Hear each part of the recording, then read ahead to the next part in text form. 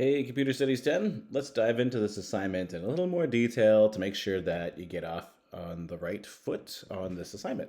So as I said before, the first step is to copy and paste this code into Sublime, save it as index.html, and then take your CSS code and save it into Sublime again, a new tab. Call that one styles1.css. I'll show you what that looks like. I'll switch over to Sublime here. So in Sublime, here I have the HTML code from the assignment. It's saved as index.html, and here's styles1.css. You'll see that I have my other styles too because I've completed the assignment, and soon you will similarly have a whole bunch of other CSS files. But before you get started on that, I just want to explain what's going on with this. We have ourselves some HTML, but usually our CSS also goes in here. Usually it goes inside of the head component of our HTML file. We have like style tags and all the styles go in there.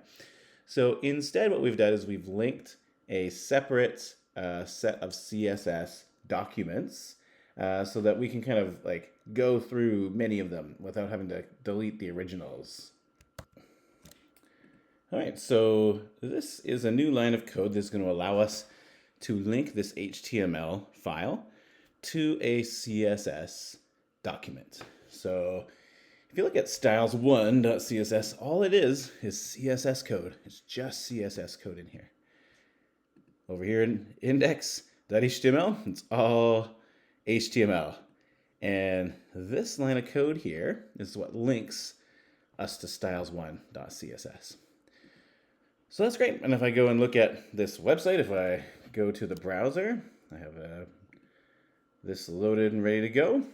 This is what it shows us. And if I make changes to styles1.css, then it will edit this document.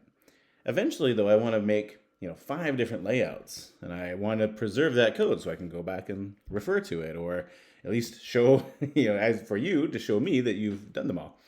So what you can do is, the reason we're kind of separating it is that way you can have this one, and then when you're done, you can move on to the next style and create a new document so the old one is saved. And the way you can switch between them is just by changing this number. So right now you'll just have styles1.css, but eventually when you want to experiment in styles2.css for the next one, the chunky main, you can type in a 2 here, change it, save it, and then you can go and refresh it.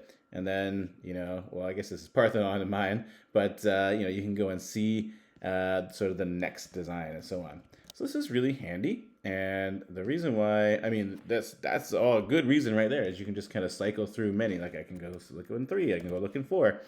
I can attach these different styles to this website without having, to delete all of my CSS. So that's very convenient.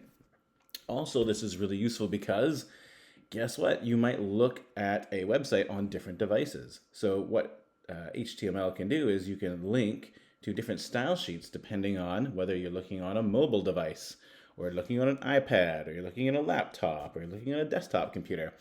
So you can have different styles for sort of different devices so you can customize your design so that it looks cool or it looks readable anyways on smaller screens or larger screens.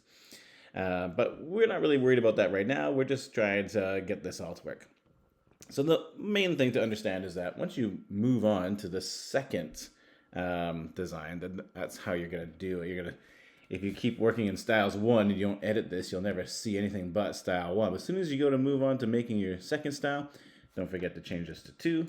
And when you go to show me, you're just going to, change these numbers. You're going to save it, show it, refresh it, and then come back and change it and show it and refresh it. And you can just kind of cycle through all of them that way.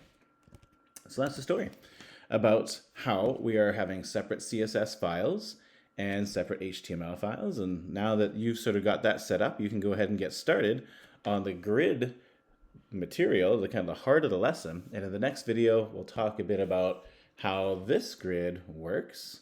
I'll just refresh it here. This is the Parthenon, but we'll go back. This is sort of the default grid that you're going to get to play with.